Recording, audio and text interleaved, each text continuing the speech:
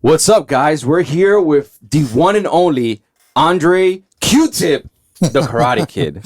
How are you feeling, man? Oh, man, I feel great. Thank you for having me, Of course. We're here in SoundProof Studios live to talk about the year in of your YouTube channel. I remember when you told me that you're going to start your YouTube channel that, you wanted to break down fights. You wanted to talk about the fights and stuff because every time, we saw fights, we've seen a lot of fights together, right? And every time we talked about it, we're literally like commentating like if we're the commentators and stuff. And we're talking back and forth between it. And the way that you break down fights, you're so unbiased. And I always felt like, I think I remember pushing you, like telling you like, hey man, you should start it, man. Cause I know you were talking about it and you were like, you know what? I think I'm going to do it. And I'm so proud of you, bro, because you've been consistent for a year. You've, when was your first day? Do you remember? August 6th. August 6th. Now we're in September. We wanted to celebrate, just a year's worth of your YouTube channel and, the content that you've provided for people. So tell me a little bit about like why you wanted to start it and why you felt like, your opinion was a little different than what you saw out there in YouTube channel. Well, I'm answering why I started first, bro. Yeah. Why I wanted to start it just to get out of my comfort zone. Like you said, we always go out, watch fights. We always talk about, and we always commentate fights. And if we're there live, it's just like, I think somebody who trains and really love the sport a lot and understands what's going on, it's like it's a whole different feel compared to just watching it as a pure fan for me. And and it's just a lot. Yeah, man, I really like it. I'm proud that I did it, and I started it. It's been a good year now, and just keep going up from there, trying to do different things to change up the dynamic of the channel a little bit. Yeah. Why do you feel yours is different than what you usually see out there? I know for me, I see a lot of like opinion-based YouTube channels talking about the fights, but they're usually leaning towards a certain fighter. Why do you feel yours is different? Because I like when I do breakdowns and stuff of fighters, and depending on the fights, I try my best not to be as biased as possible. Because even though like just to I just don't want to be so biased when I'm doing my videos, and I feel like when I do see other people do it, like they give their opinion more, like you said, more on one person than the other. So when I do it, I tend to tell the good on both sides and the bad on both sides, and then I'll talk about what I think and how I think the fight is going to play out after. Yeah, that's really good, especially looking at some YouTube channels where they, and nothing against them and stuff, but no, I feel like the way that you break them down is you have, so if you could take us through what your YouTube channel is. So, what do you have as content? What do you put up? And what can subscribers expect to see? A lot of unbiased breakdowns, post-fight reactions to the fights. You're definitely gonna see that there. You're gonna also see boxing videos as well. I do boxing videos. That was like my first sport as a kid. So yeah, I love boxing just as much as I love MMA. That's awesome, man. So you break them down. You break down predictions, and then you post reactions, correct? Yes. And what else? At times I go live. I haven't done it in a while, but I'm looking for one good fight to go live again. I do miss those. I miss doing it.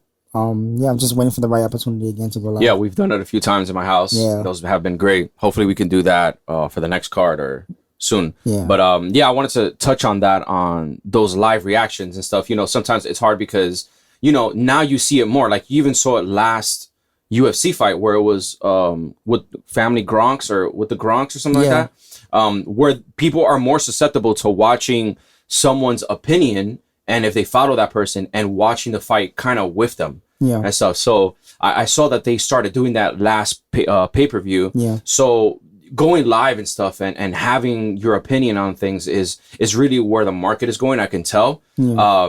Even with like, I saw something on baseball the other day in sports, just like with like basketball and stuff, where people are literally talking about the game literally right there, but it's not necessarily like you're watching the game. I don't know. It's weird. It's like you're hearing their opinion and what they think and commentating. I think The first time that I saw that happen was with Uriah Faber and Snoop Dogg. I don't know if you remember that. Yeah. Doing the Contender Series. Yeah, and it was kind of like two personalities, especially Snoop Dogg, right? Yeah. Where it's like, he doesn't necessarily know the sport, like the ins and outs and stuff, but they just want to hear his opinion because he's funny and stuff. Which he's, Snoop Dogg, like. Right, exactly. And so I think for me, it seems like that market is going there, and you're definitely tapping in. You're one of the pioneers tapping into, that aspect of MMA and boxing, and trying to see if, like, what you're saying is susceptible. Not only are you, I'm sure your fans know this and your subscribers know this, but not only are you a watcher and stuff, which many people are, but you train. Right. So, you do BJJ, Taekwondo, Shotokan, boxing, so it's like MMA, like all of that aspect. So, you're a second degree black belt in Taekwondo and Shotokan, and a brown belt in Brazilian Jiu-Jitsu. I'm not sure if a lot of people know that, but like, I feel like that's also important to know, because it's not only that you're going into a YouTube channel to just see someone's opinion that has never trained a day in their life. Right. And you know what I mean? And I feel like that's why you see at times those guys that do breakdowns. Yes. They lean towards more the one fighter than the other. Trust me, there's fighters that I really do love watching, but I have to stay true to myself, and it's a fight game. You never know what's going to happen. Exactly. Like, take for instance, the recent fight, Usman versus Edwards. Yeah. That goes to show you that you can never count somebody out. And I'm pretty sure a lot of people, was probably like, I'm about to turn this off and go to sleep. Oh, yeah. And I'm just like, you never know. I mean, with 1 minute left, everybody thought it was a done deal. Kamaru Usman got there. He won. Yeah. He beat him. And then, bam, big shot comes out of nowhere. And, I mean, it was something Edwards was doing throughout the fight. He was throwing that, but he was doing it to the body a lot more than he was coming up to the head. And I think that's what kind of threw Kamaru Usman off. And he bit on the cross, even though the cross wasn't really committed. Of course, yeah. It.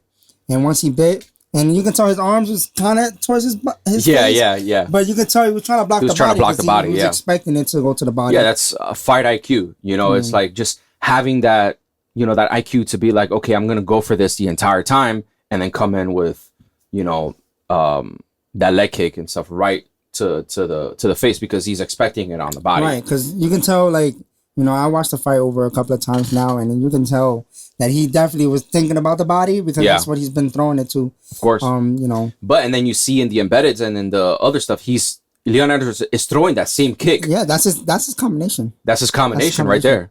Same with Cheeto and Dominic Cruz, like a few fights before that. Fight right there too. I think it was the same kick with the same power and everything. And the only difference was for Cheeto, the leg was in the front. The leg was in the front. It was lead leg. Mm-hmm. So that's what I was trying to get at, is that not only do you know, like, the fights from breaking them down and stuff, but you've trained it, so you've gotten head kicked, you've gotten rear naked choke, you've gotten all of that stuff, and you've done it to other people as well. So you understand the impact and how that feels. That's why people like Joe Rogan, Daniel Cormier, Michael Bisping, Dominic Cruz are so important, which are called color commentators, because they've been in the field. Maybe not Joe Rogan, but Joe has experience. He's a Taekwondo black belt. He's a BJJ black belt. So he knows, and he's trained, and he's had a ton of fights in both. Of those and stuff. So they bring in a special flavor that maybe John Anik or what's the other guy's name? I know who you're talking about. Fitzgerald.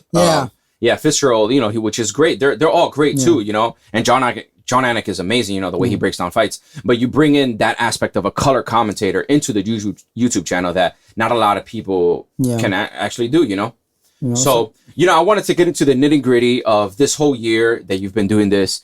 And I wanted to go through a list of, who you think, a lot of these sports publications like, the MMA Hour and all these things and stuff, and the John Anik and Kenny Florian podcast, they go through, like, every year, I think around December or something like that, they do like best fight of the year, outstanding fighter of the year, all these things and stuff. So I want to go through it with you, see your takes on it. I think you break down fights so incredibly and stuff. And I think some of the subscribers and the fans would love to know, who do you think is the breakout star of the year? I I would have to go with Hamza Chimaev.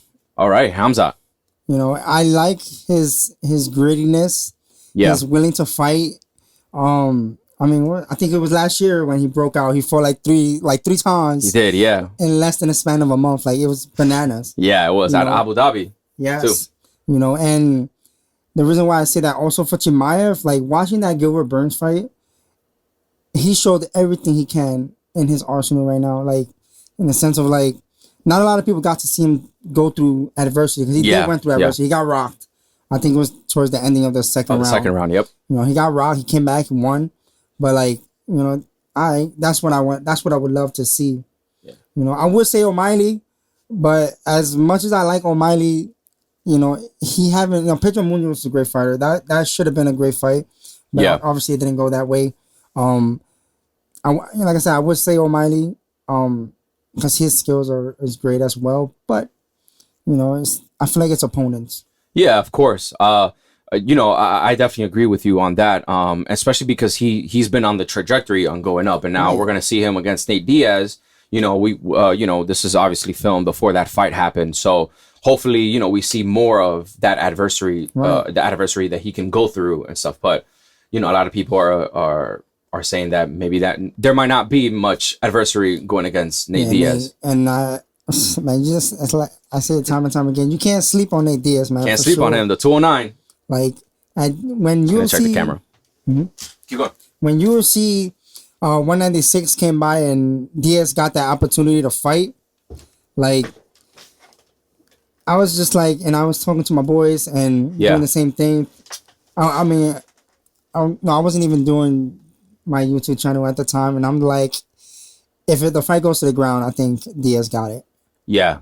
I think, especially because, I mean, Chimaev is great on the ground, but I don't know if his jiu-jitsu is all the way up there. You can kind of tell a little bit with Gilbert Burns, like, you know, he was moving and scrambling with Chimaev. Like he had to, because if he would have stood there, I think Gilbert Burns would have threw up something. Yeah. And then he got to fight out of that. Exactly. And that's something Nate Diaz is going to, like, that's a whole different aspect. Like, Brazilian jiu-jitsu and wrestling is two different styles. Yeah. Wrestling, it's more like, you know, in your face, grinding out, trying to get into a different position. Right. You know, jiu-jitsu, I feel like it's way more technical in the aspect of like, there's more arsenals as well. You can submit. Yeah, of course. In wrestling, you can't submit. You can just, you know, hold the person down and then work from there. I think what brings a different aspect if you're a wrestler going into MMA is the striking. Yeah, absolutely. Well, the next one I want to go through is the MMA show of the year. So from top to bottom, what card was absolutely incredible? Top to bottom, something that, you know, the whole card from top to bottom was incredible. There was plenty. It's super hard to go off the top of my dome right now. Nah, it's all right. Yeah, I know this is so many fights and stuff. I remember the one that Patty Pimblin fought in. That's another good up and comer for the UFC as well. Yeah. I was gonna say him for up and comer breakout start of the year. I think for me, he got out there. I think so too. But I feel like there's still holes in this game. Yeah, absolutely. You know, Chimaev, I think in terms of stardom, though, just like stardom, yes. You know, he 100%. Definitely broke out this year. There's no ifs, ands, or buts about that. He definitely did. You know, I'll definitely say that like there's plenty of fights here. Like I said, we got not Lewis versus Dawkins. I would definitely say UFC 269 was fun. 269, yeah. I mean, it was for me. It was an obvious choice for Oliveira. We saw that fight together, right? Right, I believe so. Yeah. Yeah, that card was. I mean, they stacked it top to bottom. You know, I think Ngannou versus Gane was good too. There's plenty of fights here that I think, you know, there's a lot. Yeah. Well, no, that's good. So then that brings me to my next one, which is, you know, we do Brazilian Jiu-Jitsu all the time and stuff, and we're always training at least a few days a week. So what is your MMA submission of the year so far? He haven't fought in a while, so it's probably gonna sound funny, but I like Thug Nasty. I love which submission. So what submission of the year? Oh man, I forgot the name off the top right now.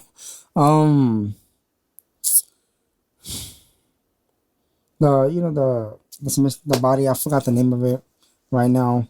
Oh, the who was Twister. it? The Twister. Yeah. The Twister. There we go. Yeah, I think he was nominated last year too because he did it last year, didn't he? He did it like 2 times. Like, you know how hard it is to get. That's hard. Like you have to be in the right position at the right time. Exactly, and that person that's getting caught in that, you have to already have an idea of the submission to really, think it out. Who did he do it against? I forgot. It's been a while since he fought, so let's see. I will also say, though, when it comes to a different submission, I would say Oliveira. Yeah. Oliveira versus Justin Gaethje, I think it was. Yeah. Rear naked, was it? I think it was. Yeah, rear naked. Yeah, same. And it was quick too. So yeah, that was a good submission there. Yeah. I feel like when was that fight? That was a while ago, right? Yeah, it was a while ago. Yeah, it was a while ago. But yeah, no, he definitely got caught on that one. I definitely love that, especially his game. His game is so, it's improved. His striking's improved. His jiu-jitsu was always there. His jiu-jitsu, he could always rely on. He's a dangerous guy. Yeah, he's especially a dangerous guy. Like now that he fights at 155. Yeah. Like cutting the 145 was definitely a big no-no for him. Yeah, I think so. I mean, he missed weight. There was plenty of times. So a lot of up and downs that he went through his career. Yeah, for sure. Yeah, so he's still not the champion, correct? 155. Yeah. Yeah, I think he is it. No, I think they stripped him. I think. Oh right, they did. I'm sorry. Yeah, they have to. They did. He has to do one more fight. Like I don't know about all that for me. Yeah, I mean, it's officially in the official books, a pound though. It wasn't like he missed 156. Like I get it. There's no leeway when it comes to championship fights, but a half a pound. Yeah, you want to strip somebody for half a pound? No, it sucks. They should rewrite those rules some way somehow. Especially because it's not a digital scale. It's the old school. It's an old school scale. So it's like. But I mean, half a pound though. Yeah, I don't know. I disagree with that a lot. I do too. Yeah, that was terrible. Especially because he worked hard. I can tell. Yeah, he worked hard. Because he was half a pound when he went in, and then when he came back with the other, he was still half a pound. It doesn't make any sense. Yeah, he probably was like, I ain't gonna try. or the scale was off. Oh, the scale was off. The scale was off. I didn't get it. Or he could have just done a DC and just hold the towel. Yeah, right. He finally admitted to that. He finally did in the Hall of Fame. All right, so next one is one of my favorites is Knockout of the Year. What do you think was the Knockout of the Year? Of this year? Yeah. It happened not so long ago, a couple of months ago. I would say Michael Chandler and Tony Ferguson. Yeah, that one was epic. Because Tony Ferguson is such a durable guy. Yeah. And for him to get like that against Michael Chandler, like he went against Justin Gaethje and ate all his punches, literally ate all his punches. Literally all of them. Like, and didn't go down. Like, Chandler gave him a nice front kick up the middle and the face ugly plant. kick, but yeah, man, it was nasty. Good. For me, I feel like that was my knockout, and it still is to this day. Every time I think about it, I'm just like, oh man. Yeah, the memes that came out of that, his face. Oh man, he looked like Frankie Edgar. Yeah, he did. Yeah. Oh man, that's right. Yeah.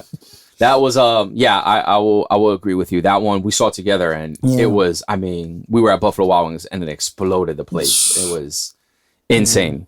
Insane. I'll definitely say another one I can give also Derek Lewis versus Tai Tuivasa. Oh man, that was we were at my house for that one and we live screaming. That was incredible. You could go check that one out. Yes, on the channel. Yeah, that one's insane. Yeah, that one came out of nowhere too because it was like both guys just keep rocking each other back and forth. Both of them, yeah. And then that happened. This is just phenomenal to see. Yeah, beautiful. All right, I want to say who is your male fighter of the year? Could be boxing, could be MMA. I mean, when it comes to boxing, I say Shakur Stevenson. I mean, he's still. I mean, he's not new. He's a young guy.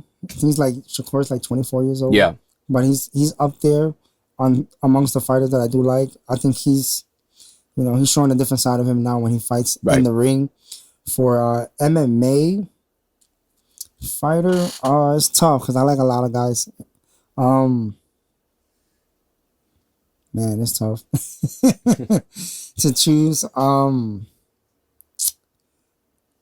I had to, I would say Israel Adesanya. Israel Adesanya, yeah.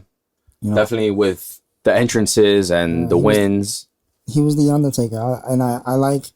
A lot of people will say his style, and as of recently, is boring. Yeah. But I feel like if like I get why Izzy fights the way that he does, because I get that. I'm not when I'm sparring or moving around with somebody, you know, I'm not too much of a crazy person, especially if I feel like I have confidence over you as I'm fighting you. I'm not gonna go out there and try to, you know, I'm not gonna go and try to get you to get a finish. I mean, if it happens, it happens.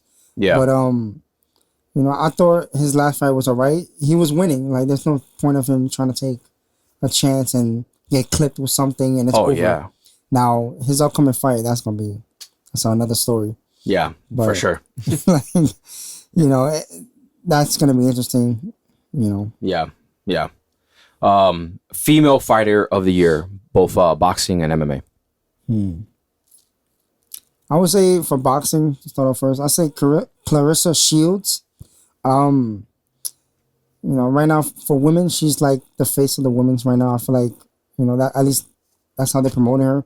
Nice, big, strong girl. Yeah. And I respect her because if any of you guys watch the PFL, the Professional Fighters League, like, she literally fought in MMA already.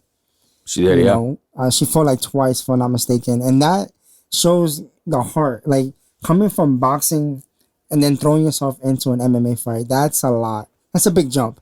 It is, yeah. You know, especially your bread and butter is throwing your hands. Right. You know, what helps her out too is that, you know, you have 4-ounce gloves. Yeah. Like, yeah. You know, so it's a little different, less padding. So it's a lot different. For MMA, I would have to say Amanda Nunes still. Yeah. You know, I like. She's definitely been through adversity. Yeah, especially after Juliana Pena caught her in the first time. Yeah. And then what she did to Juliana Pena. Oof, the second time around.